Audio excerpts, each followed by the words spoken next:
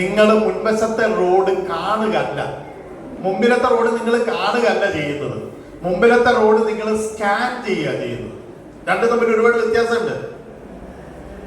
Drive ചെയ്യുന്ന സമയത്ത് മുൻവശത്ത് 200 മീറ്റർ നിങ്ങൾ സ്വാഭാവികമായിട്ടും സ്കാൻ ചെയ്തുകൊണ്ടിരിക്കും എപ്പോഴും. അതാണ് നിങ്ങളുടെ ഡ്രൈവിങ്ങിന്റെ ഒരു പ്രത്യേകത. 200 മീറ്ററിൽ കാണുന്ന കാര്യങ്ങൾ മുഴുവൻ തലച്ചോറിലേക്ക് വരും. എന്നിട്ട് തലച്ചോറ് അത് വെച്ചൊരു പ്രോസസ്സിംഗ് ഉണ്ട്. ആ പ്രോസസ് ചെയ്യുന്ന കൂട്ടത്തിലാണ് ഒരു ത്രികോണാകൃതി കണ്ടു, ആ ത്രികോണാകൃതി ഇന്നതാണ് എന്ന് തലച്ചോറ് പ്രോസസ് ചെയ്യുന്നു. അതിനനുസരിച്ച് കാലിന് നിർദ്ദേശം കൊടുക്കുന്നു.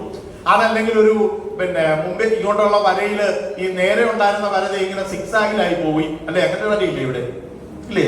MC റോഡിൽ കണ്ടിട്ടില്ലേ നിങ്ങള്? MC റോഡിൽ അങ്ങനെ ഒരു വരയില്ലേ, ഇങ്ങനെ സിക്സാഗിൽ ഒരു വര. അപ്പൊ സിക്സാഗിൽ ഒരു വര കണ്ടു. അപ്പൊ തന്നെ നിങ്ങളെ തലച്ചോറ് പറയുന്നു ഈ സിക്സാഗിലുള്ള വര എന്ന് പറയുന്നത് പെഡസ്ട്രിയൻ മുമ്പിൽ കൂടുതലുണ്ട്, അതായത് കാൽനടക്കാര് ക്രോസ് ചെയ്യാൻ സാധ്യതയുള്ള സ്ഥലമാണ് എന്ന് ബോധ്യപ്പെടുത്താനാണ് ഈ സിക്സാഗ് ലൈൻ വരച്ചിരിക്കുന്നതെന്ന് തലച്ചോറ് പറയുന്നു. അപ്പൊ തന്നെ തലച്ചോറ് പറയുന്നു ആക്സിലറേറ്ററിൽ നിന്ന് കാലെടുത്തോ, കാരണം കാൽനടക്കാരന് പരമാവധി 20 കിലോമീറ്റർ വരെ വേഗതയെ താങ്ങാനുള്ള ശേഷിയുള്ളൂ. ഇതൊക്കെ തലച്ചോറ് തീരുമാനിക്കുന്നു. തലച്ചോറ് ആക്സിലറേറ്ററിൽ നിന്ന് കാലെടുപ്പിക്കുന്നു. ഇല്ലേ? അല്ലേ? ഇങ്ങനല്ലേ നടക്കുന്നത്? അല്ലേ? അപ്പൊ ഇതാണ് ഡ്രൈവിങ്ങിന്റെ ഒരു ആഴം.